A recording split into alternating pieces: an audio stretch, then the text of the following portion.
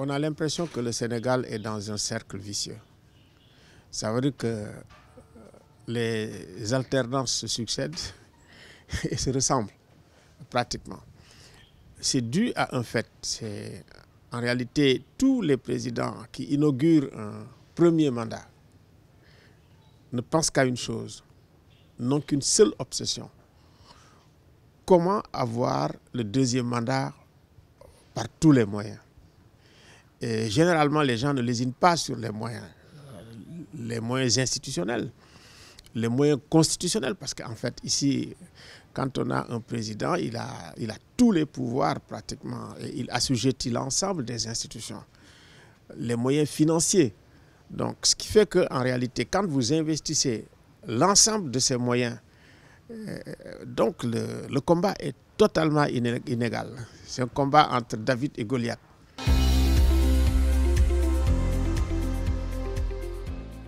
L'obsession du président Macky Sall, c'est de passer, de faire un premier tour, de passer au premier tour.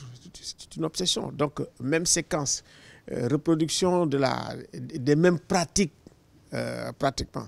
Ce qui démontre quoi? Que la démocratie est malade, que la politique est malade. Il faut le dire parce que aussi, qu'on puisse avoir des hommes politiques qui au départ peuvent avoir d'excellentes résolutions. Parce qu'il n'y a pas de meilleure résolution que le discours qui était très fort, le discours d'investiture du président Macky en 2012, où effectivement il parlait de la patrie avant le parti, et où il parlait de la gouvernance sobre et vertueuse. Je pense que c'était très fort.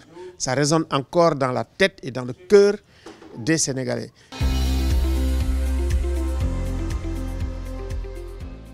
Le grand problème que nous avons, ce sur quoi nous devons nous interroger en tant que chercheurs, en tant que citoyens, en tant que journalistes, comment se fait-il que des résolutions aussi belles, aussi fortes sur le plan démocratique, et surtout aussi l'engagement pour faire un mandat de 5 ans, comment ça se perd dans les sables mouvants de l'État partisan, de la politique politicienne, au point effectivement que ça discrédite de façon globale les hommes politiques. Donc il nous faut diagnostiquer ça. Le problème, ce n'est pas que Macky soit seul responsable. Hein. Il y a son entourage, il y a ceux qu'il écoute, il y a ceux qu'il n'écoute pas. Et effectivement, généralement, en allant dans ce sens-là, on a vu ce qu'on a vu aujourd'hui. Il a gagné. Le scrutin s'est très bien déroulé, calmement. Les chiffres ne mentent pas. Mais tout de même, il y a un malaise démocratique extrêmement profond.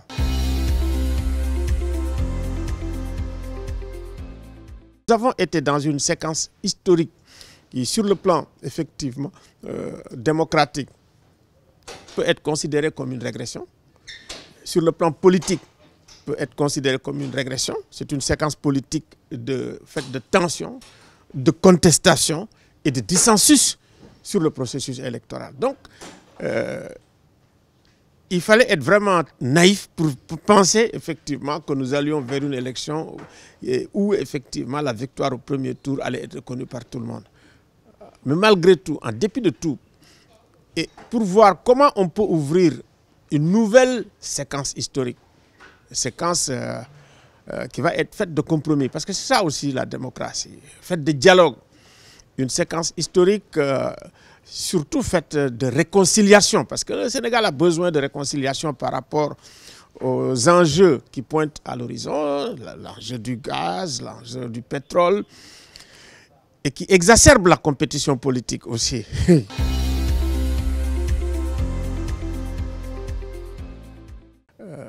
L'opposition, en faisant la politique de la chaise vide, a également sa part de responsabilité dans ce qui s'est passé.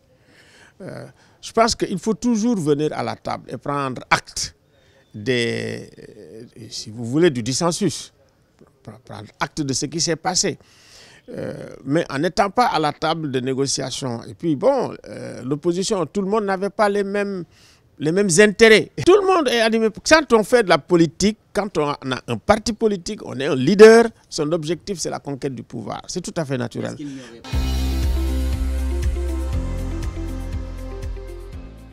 Ce n'est pas pour rien que pour anticiper sur cette violence probable, qu'on ait eu des chars de combat.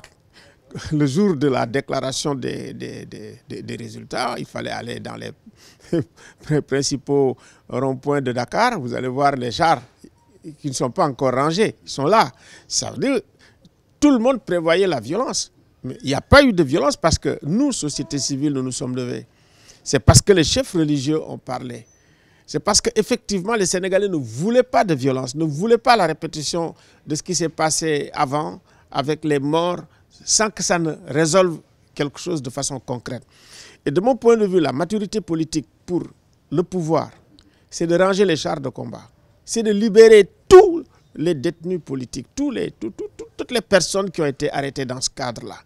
Et également, vraiment d'ouvrir la main, d'ouvrir le cœur, de la façon la plus sincère, la plus loyale à toute l'opposition et aux Sénégalais pour voir comment on peut discuter ensemble pour améliorer la situation.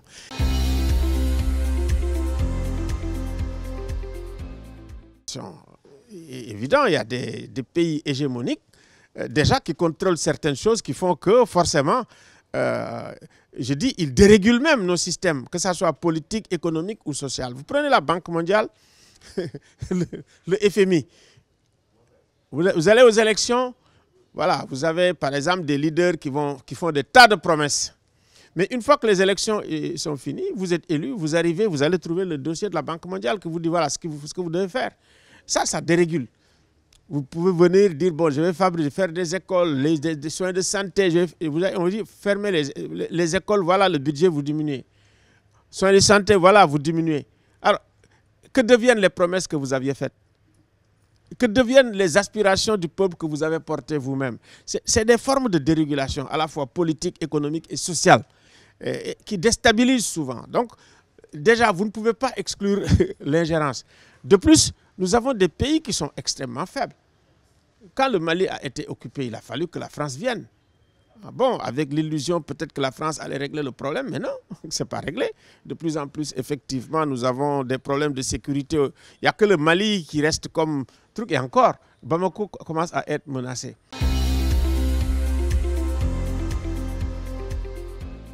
Au pouvoir, au président qui vient d'être élu, vraiment d'ouvrir une séquence historique de réconciliation, de dialogue, de réforme et de modernisation vraiment de notre système démocratique, de notre système électoral qui produit de la violence, qui produit du malaise, qui fait que les Sénégalais vraiment ne se sentent pas fiers de leur système. Les Sénégalais étaient très fiers de leur système. Partout, ils disent « Ah, c'est les Sénégalais ». Donc, je pense qu'aujourd'hui, il faut que le président de la République, qui est dans une situation historique et politique unique, puisse utiliser vraiment ce pouvoir qu'il a, parce que c'est lui seul qu'il a, qui permette de faire en sorte qu'on sorte du cercle vicieux, vraiment de ces élections contestées, de cette démocratie d'exclusion, mais on fasse une démocratie d'inclusion, une démocratie délibérative. De la même manière, demander à l'opposition aussi, si effectivement les efforts sont faits, vraiment de reconnaître la victoire du président de la République et vraiment de participer au dialogue.